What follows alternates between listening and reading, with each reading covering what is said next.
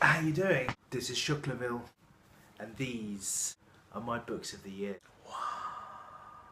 Akio Sharma's family life is all about family, amazingly. It's about family duty. It's about what happens to a family when one tragic event sets the course for your family. It dictates your life.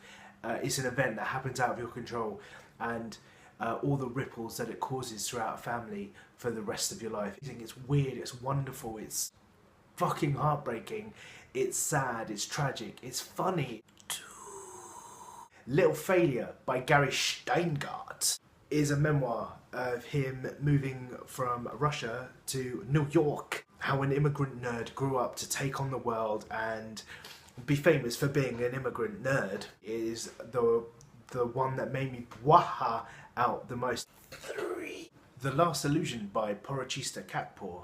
Porochista Kakpour. I don't know why I had to put a crappy accent onto that. Porochista Kakpour's The Last Illusion only come out like in the dying weeks of the year, and it's amazing.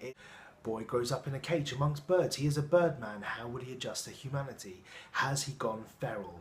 It tricks you into thinking that it is a study of someone's adjustment into society, but actually it's just a wonderful piece of magical realism. 4. Department of Speculation by Jenny Ophel. Jenny Ophel. Jenny Ophel. Jenny Ophel. Jenny Ophel. Jenny Ophel. This is a book of poetry, pretty much. It's like little fiction fragments. It's it's a book that you piece together as much as it pieces.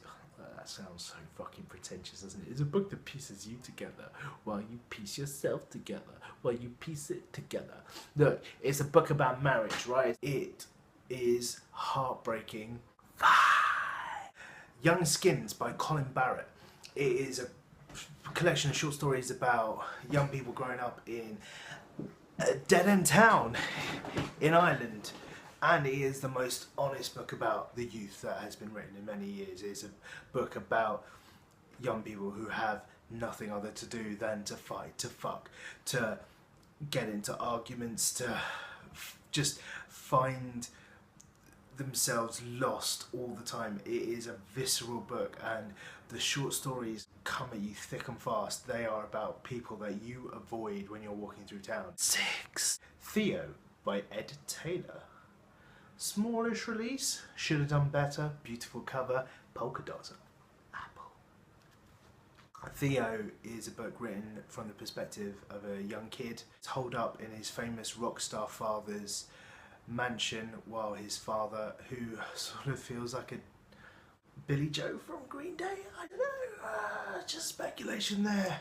While Billy Joe makes a new album, and the hangers-on, the groupies, the roadies, the management, the record companies, the girls, the drugs, the other band members, and his mother, who is going through a drug-related crisis of herself, are all around Theo as he just tries to connect with his dad. A book about a very adult environment viewed through a child's lens, and it is poetic and sad and brilliant and honest.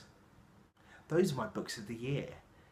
2014, it was a great year for books. I mean, my own book came out, so obviously it was going to be a great year for books. I'm going to do some honourable mentions for Will Wiles's The Way In, for Shaman Suleiman's Outside Looking On, for Navin Govindan's All the Days and Nights, and for Selena Godden's Springfield Road. They're all wonderful books, but they're all written by friends of mine. Oh, and and James Smythe's No Harm Can Come to a Good Man. All great books, but you know, they're all written by my mates, so I kind of feel like I shouldn't mention them, but I'm gonna mention them because just because we're all homies doesn't invalidate their ability to write the fuck out of things. Those are my books of the year. I don't know what this is doing. I'm gonna eat this apple now, and I don't know why I'm pointing at the camera. It's a bit wanky, isn't it? Anyway, thumbs, high fives, brown five, brown five.